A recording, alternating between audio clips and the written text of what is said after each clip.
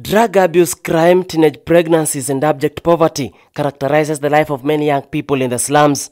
Slum areas are densely populated with poor shelters and lack of key services such as sewage disposal and electricity. But in these shanties lies untapped talents. I walk in Mukuru Sinai slums and we meet Deda Njeru, also known as Shakur. Njeru is a reformed drug addict.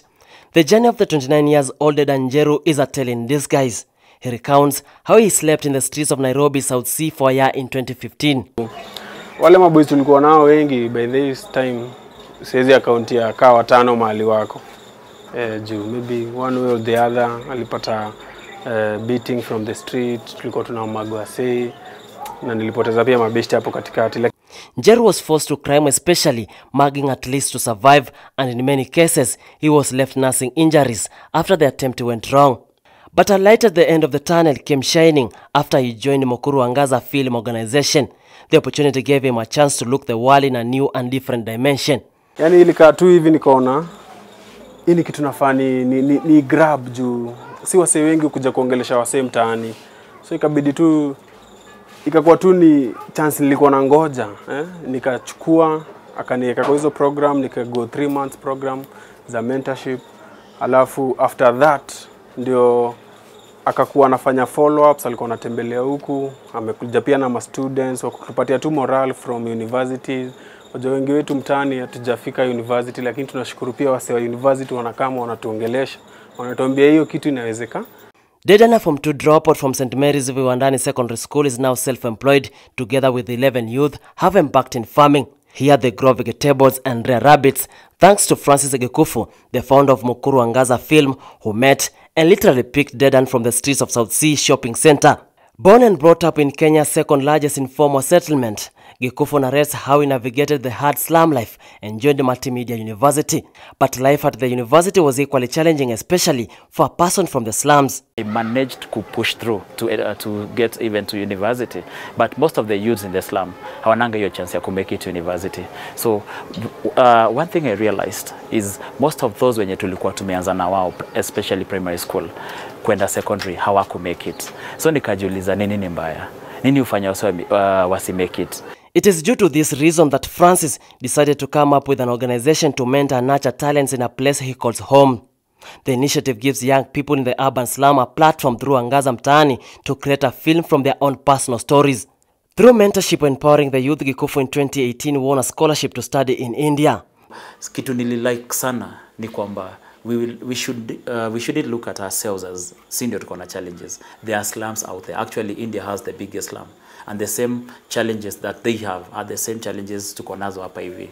So during that interaction nikiwa huko nje nilikuja kunote kwamba yenyewe is our time as youths to take over the problems and start creating solutions. The academy currently is mentoring that youth, but due to COVID-19 pandemic, the classes have however been suspended. Each year I take 30 participants from the start. So last year I had 30, and now this year I had already enrolled the team that I'm going to train, but unfortunately due to COVID we suspended our trainings. Like any other non-profit organization, he faces numerous challenges. Manuela Pastor, they've been of great help, especially now in making sure that I have at least training materials for every class that I'm having, and how I wish that I could get even more local people to partner with so that together we can transform the lives of the young people, especially in urban slums. Dedan, a beneficiary of the foundation, is looking ahead to better days to impact the youth and giving back to the society with the little he gets from his businesses. Ningetaka kwanza kuona youths wanakuwa well mentored, juu pia story ya mental health imekuwa ni problem. Kwanza saizi ningetaka sana kuona in future wase wengi wameweza kujitolea na kukuja kujaribu kukab vile wanaweza a little bit control hiyo story ya mawazo, au mapro kama watufundishe vile wase wanaweza control mawazo vizuri. Na pia ningetaka kuona pia vijana na watoi, especially pia watoi sana wanaweza kutupelekwa shule without hizi vikwazo mingi, wanaweza ku access shule. Na pia ningetaka pia kuona vijana na citizen as a whole pia wa mtaa wamekuwa responsible citizen. Mukuru slum, where most of his families and friends live, remains close to his heart and features in most of his initiative.